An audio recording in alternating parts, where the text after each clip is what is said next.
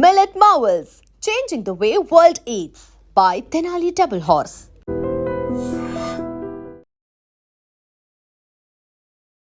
నాగర్ కర్నూల్లో మరోసారి గుప్త నిధులకు సంబంధించిన ఒక ఘటన వెలుగులోకి వచ్చింది.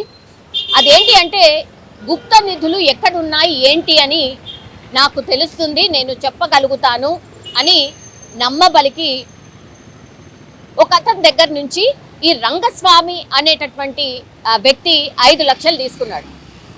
గుప్త నిధులు అక్కడున్నాయి ఇక్కడున్నాయి, నేను వెతికి చెప్తాను, నాకు తెలుసు, గతంలో కూడా నేను చాలా సందర్భాల్లో చాలా మందికి చెప్పాను, అక్కడికి వెళ్ళి వెతికితే గుప్త నిధులు దొరికాయి, వాళ్ళు ఇప్పుడు ఆ పొజిషన్లో ఉన్నారు, ఈ పొజిషన్లో ఉన్నారు అని ఈ రంగస్వామి అనే వ్యక్తి నమ్మబలకడం, 5 లక్షలు అడ్వాన్స్గా తీసుకోవడం, తీసుకున్న తర్వాత ఇప్పుడు ఎవరైతే గుప్త నిధులు ఎక్కడున్నాయి చెప్తాడు అని డబ్బులు ఎవరైతే ఇచ్చాడో ఆయన మీద, రంగస్వామి మీద ఒత్తిడి తేవడం స్టార్ట్ చేశాడు. ఇప్పుడు ఈ వ్యక్తి పేరు వచ్చేసి పులేందర్ గౌడ్. ఈయన చేపల వ్యాపారం చేస్తూ ఉంటాడు.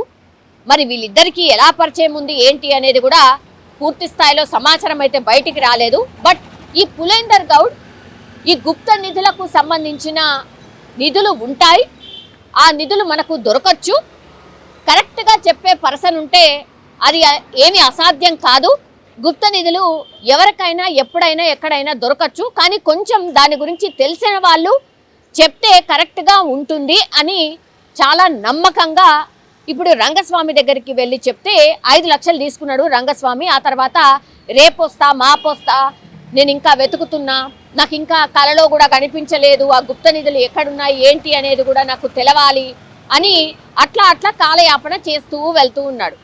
దీంతో ఇంకా ఓపిక పట్టలేక ఇప్పుడు పులేందర్ గౌడ్ ఎవరైతే 5 లక్షలు రంగస్వామికి ఇచ్చాడో ఒత్తిడి చేయడం స్టార్ట్ చేశాడు. నువ్వు నెలనో 2 నెలల్లో ఎప్పుడో నువ్వు గుప్త నిధులు ఎక్కడున్నాయో చెప్తా అన్నావు కదా, మరి ఇంతవరకు చెప్తలేవు, 5 లక్షలు నీకు ఇచ్చిన పైసలన్నీ వేస్ట్ అయినాయి కదా, నా పైసలు తిరిగి ఇచ్చేయని ఒత్తిడి చేయడం స్టార్ట్ చేశాడు. దీంతో ఏం చేయలేక ఈయన రంగస్వామి ఏం చేశాడు, నువ్వు ఇంకో 5 లక్షలు ఇస్తేనే నేను ఆ గుప్త నిధుల జాడ ఏడుందో నేను చెప్తా, లేకపోతే నేను చెప్పను.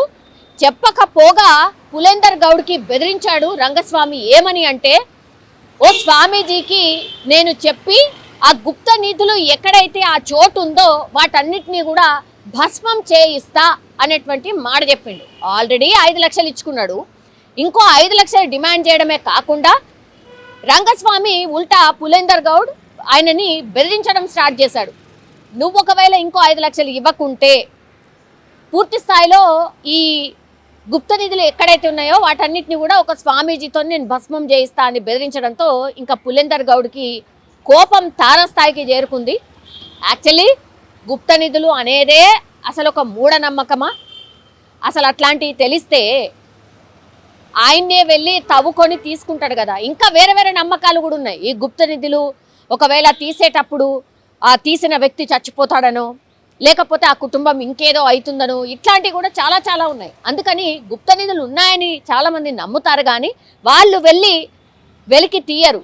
ఎవరినో ఇప్పుడు రంగస్వామి లాంటి పర్సన్ని ఇన్వాల్వ్ చేస్తూ వాళ్ళ ద్వారా తీసుకుంటారు. ఇప్పుడు ఈ స్టోరీలో కూడా అదే జరిగింది. నాగర్ కర్నూల్కి సంబంధించిన ఈ ఇన్సిడెంట్ బయటకు ఎందుకు వచ్చిందంటే, ఇప్పుడు ఇలాగే రంగస్వామి అట్లనే చేస్తున్నాడు, ఇంకా నన్ను బెదిరిస్తాడా అని పులేందర్ గౌడ్ కోపం పెంచుకొని ఇంకో 4గురితోని కలిసి రంగస్వామిని దావతుంది రా, నేను ఇక్కడ నిన్ను కలుస్తాను అని రంగస్వామిని దావత్ పేరు మీద పిలిపించడం జరిగింది. ఇప్పుడు పులేందర్ గౌడ్తో పాటు ఇంకో 4 స్నేహితులు కూడా ఆ దావత్లో పాల్గొన్నారు. దీంతో ఆల్రెడీ పథకం ప్రకారమే ఖచ్చితంగా రంగస్వామిని చంపాలి అని పులేందర్ గౌడ్ డిసైడ్ అయ్యింది. దీంతో ఆయన రాగానే ఆయన తాగినటువంటి కళ్ళు కావచ్చు, లేకపోతే ఆయన తిన్నటువంటి ఫుడ్లో కావచ్చు, మత్తు పదార్థాలని కలిపిండు. దీంతో కళ్ళు తాగిండు, అట్లాగే ఆ ఫుడ్ని కూడా తిన్నాడు రంగస్వామి. అపస్మారక స్థితిలోకి చేరుకున్నాడు. దీంతో దగ్గరలో ఉన్నటువంటి అటవీ ప్రాంతం ఏదైతే ఉంటుందో ఆ అటవీ ప్రాంతంలోకి తీసుకువెళ్ళి అది పూర్తిగా ఒక మామిడి తోటలోకి తీసుకువెళ్ళిన తర్వాత ఇనుప రాడ్తోనే రంగస్వామి నెత్తిపైన కొట్టి ఆల్రెడీ ఎక్కడైతే అతన్ని పాతి పెట్టాలో గుంట కూడా తవ్వి పెట్టుకున్నారు పథకం ప్రకారం. ఈ నలుగురు ప్లస్ పులేందర్ గౌడ్ వీళ్ళందరూ తీసుకెళ్లి ఈ రంగస్వామిని పూర్తి స్థాయిలో తల మీద కొట్టిన తర్వాత రాడ్తోని ఆ తర్వాత ఆ గుంటలో వేసేసి కప్పి పెట్టేసినటువంటి సిచ్యువేషన్ అయితే కనిపించింది.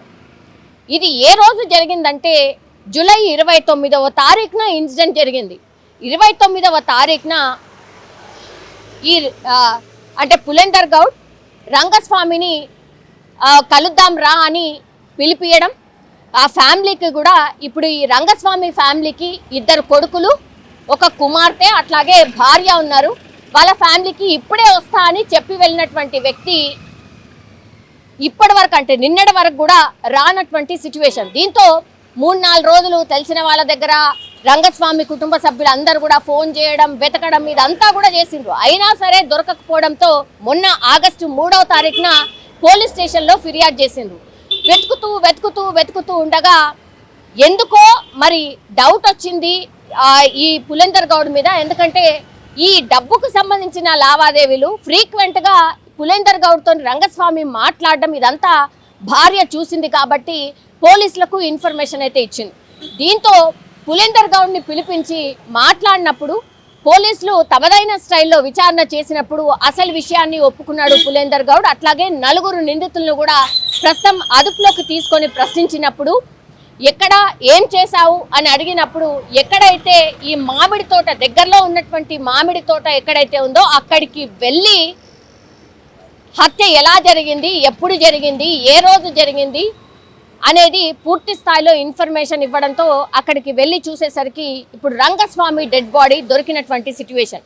కేవలం గుప్త నిధులు ఉన్నాయి అని ఒక మూఢనమ్మకంతో పూర్తిగా ఒక కుటుంబాన్ని అల్లకల్లోలమే చేయడమే కాకుండా ఒక పర్సన్ని చంపినటువంటి సిచ్యువేషన్.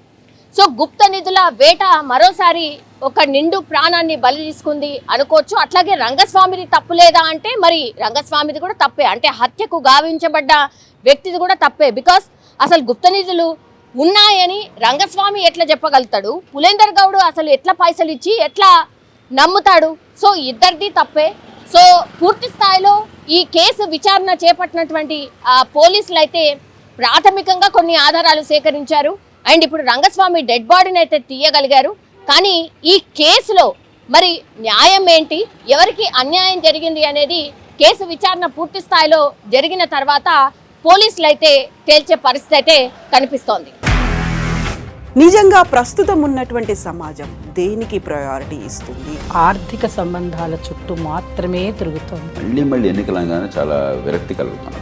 మంచి అనిపిస్తుంది కదా, లేడీస్ కూడా ఛాలెంజింగ్ జాబ్స్ చేసినప్పుడు చాలా బాగుంటది. ట్రాఫిక్ అసిస్టెంట్స్ గా నియమించిన ట్రాన్స్జెండర్స్ అందరితో సాల్యూట్ చేయించుకుంటున్నారు. ఫుడ్ డెలివరీ ఇవ్వటానికి వెళ్ళినటువంటి డెలివరీ బాయ్ అనిల్ పై కళ్ళ ముందు